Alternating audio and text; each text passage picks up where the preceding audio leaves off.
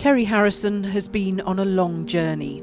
He never knew his father. He has no photographs of him. He only found his grave when he was 65 years old. John Hendricks was an African-American GI stationed in Leicestershire during the Second World War.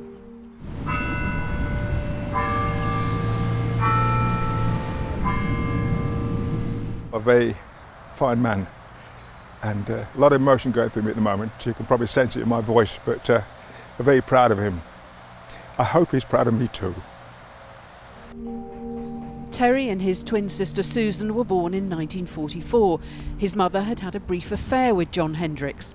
She already had 6 children with her husband, but she insisted on keeping Terry and his sister despite her family's disapproval. We did actually suffer, indeed, a lot of insults. Like what? Like, for instance, name calling. What I found difficult was that the abuse that my mother had from both her siblings and the people around her. Often Mum would cry, but the one big thing about Mum, she'd always come at the end of the day and said, "I'm so proud of you two," and put her arms around us and love us, and that was my mum. She was a tough cookie. The British government had tried to explain to American troops that things would be different when they arrived in the UK. Funny you should come from Birmingham too, isn't it?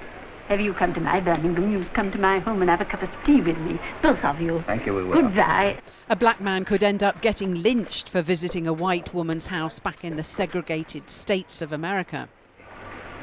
Just what you heard, an English woman asking a coloured boy to tea. She was polite about it and he was polite about it. Now, look, that might not happen at home, but the point is, we're not at home. So live and let live might have been the official line. In private, the advice was very different. It says most secret, to be kept under lock and key. Professor Lucy Bland has uncovered a confidential memo from a Major General to the War Cabinet, warning British women to keep their distance. White women should not associate with coloured men. It follows then they should not walk out, dance or drink with them. Do not think such action hard or unsociable. They do not expect your companionship, and such relations would in the end only result in strife. A lot of the British, while they had been welcoming to the black troops and thought they were very courteous, when it came to relationships and then to babies, they drew the line. They really were very disapproving. And the Americans were horrified by this. They didn't want these children to certainly come back to the States. They talked about the mothers being the slum of the British Empire. Wow, I feel good. 20 years later, it was make love, not war. Rules were being broken, attitudes were changing, but not everywhere. In Ilkeston in Derbyshire, Jackie Bowen was the only mixed-race child in the area.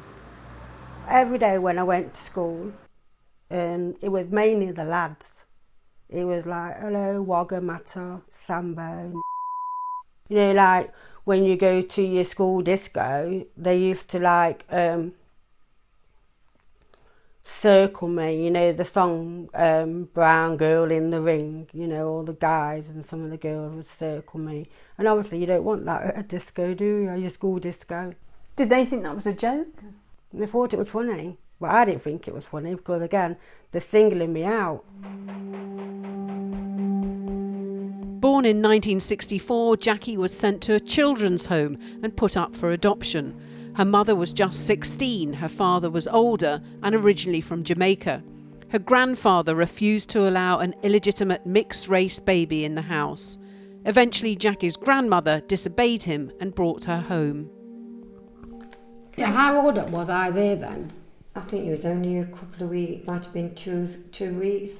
Jackie grew up with her Auntie Debbie, who still lives in Ilkeston.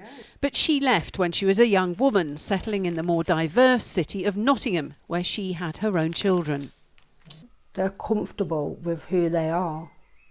But I've kind of had to learn who I am because my life from naught to like, say, 17, and then from 18 onwards, it's just changed completely. So I'd say I didn't really start feeling comfortable with myself until I'd say like after 30s.